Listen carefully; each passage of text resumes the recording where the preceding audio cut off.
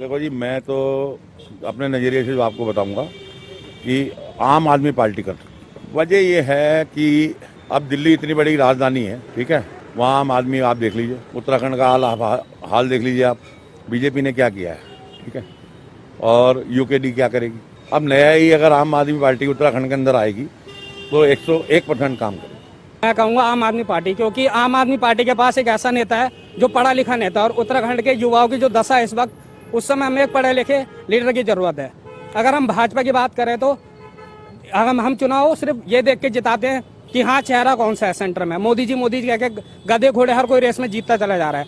और उत्तराखंड की जनता से मैं गुजारिश करूंगा कि एक बार आम आदमी पार्टी को मौका इसलिए दे, क्योंकि जिस तरह से हमने दिल्ली के लिए देखा, कोरोना काल में डेंगू के लिए जिस तरह से कदम उठाए गए, और शिक्षा के प्रति वहाँ के जो सरकारी स्कूल है उनकी दशा देखिए कितना बढ़िया तरीके से किया गया है।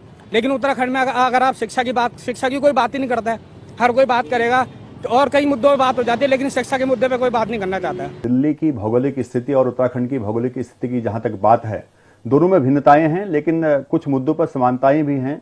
अगर आप मुख्य मुद्दे अगर मैं बात करूं शिक्षा, स्वास्थ्य, रोजगार की, तो यहाँ पर बहुत कमी है, बहुत दुर्दशा है शिक्षा की, स्वास्थ्य की। और शिक्षा में आज आप देखते हैं इंफ्रास्ट्रक्चर नहीं है। हमारे पास शिक्षक अच्छे हैं, बहुत अच्छे हैं, डॉक्टर अच्छे हैं, लेकिन उनको जो सुविधाएं मिलनी चाहिए जिससे वो अपना ऑपरेशन कर सकते हैं, वो इंफ्रास्ट्रक्चर नहीं मिल पाने के कारण आज शिक्षा और स्वास्थ्य दोनों ही बदहाल हैं।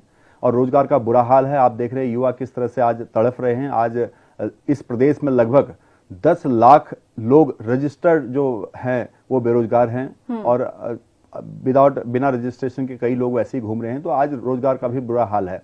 बाकी जहां तक उत्तराखंड की भौगोलिक परिस्थिति की बात करूं कि जिस अवधारणा के साथ उत्तराखंड बना था, जल, जंगल, जमीन, गांव, किसान, मजदूर की बात जो हुई थी, उससे आज सभी दल, चाहे कांग्रेस हो चाहे भारतीय जनता पार्टी हो, बहुत दूर चले गए हैं।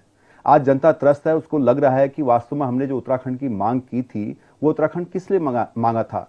जिस उत्तराखंड में जिसका बजट लखनऊ से बनता था और यहाँ आते आते हरिद्वार, उधम सिंह नगर में खत्म हो जाता था, उस बजट से जो पर्वतीय राज्य दूर हो गया था विकास से, उसके विकास के लिए यहाँ के लोगों ने जो आवाज उठाई थी कि उस वक्त कहा गया था कि कोदू झुमरा खाएंगे, उत्तराखंड बनाएंगे, उस शिद्दत से यहाँ के लोगों ने जो आंदोलन किया, वो आंदोलन आज इन सरकारों ने 20 साल बाद भी उस सपने को साकार नहीं कर पाए। तो उस सपने को साकार करने की आज बहुत नितांत आवश्यकता है। बेहतर है कि एक राजनीतिक समझ विकसित होगी और उसमें से शायद जो आज तक वो तीसरा विकल्प की जो जरूरत है राज्य के अंदर, वो शायद उसकी छटपटाहट जनता के बीच में कुछ कम होगी। कितना सकारात्मक लड़ते हैं, कितना सकारात्मक दृष्टिकोण से आगे जाएंगे।